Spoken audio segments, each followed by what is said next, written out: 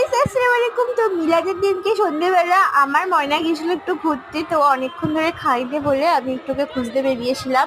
তো খুঁজতে বেরিয়ে দেখি কিন্তু ও মসজিদের পাশেই ছিল, ওর ড্যাডা ওর দাদা ছোট দাদাজির সঙ্গে একটা খেলনার দোকানে।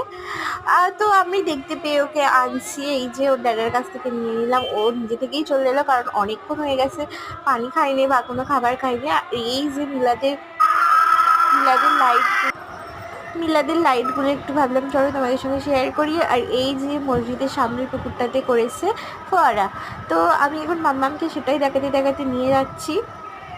আর প্রতি বছরই আমাদের মিলাদের কিন্তু প্রচুর বড় করে হয় এখানে চকবানেখার পুরানো জুম্মা মসজিদের জলসা বলতে পারেন। তো এটা খুব বড় করে হয়। তো আমি এখন মাম্মামকে নিয়ে বাড়ি যাচ্ছি, তো এখন হচ্ছে গজল। তো সেটাই কিন্তু মাম্মামকে দেখাচ্ছি, দেখ মাম্মাম এখানে আমাদের প্রতি বছর আগের বছরে তুই একদম কচি ছিলিস, ও সবে 8 দিনের ছিল আগের বছরে। আর এবছরে কিন্তু ও 1 বছরের হয়ে গেছে। তো তাই আমি মাম্মামের সঙ্গে বকতে বকতে যাচ্ছি আর ওকে বলছি ওটাই। আর এখানে ওর ড্যাডা রয়ে গেল, আমরা যাচ্ছি এখন ঘরে গিয়ে এখন করবো নাস্তা। আর এখন হচ্ছে আজান, তো তাই আমি কথা বলতে পারছি না। তো ওকে গাইজ, আল্লাহ হাফেজ, নেক্সট ব্লগে আবার দেখা হবে।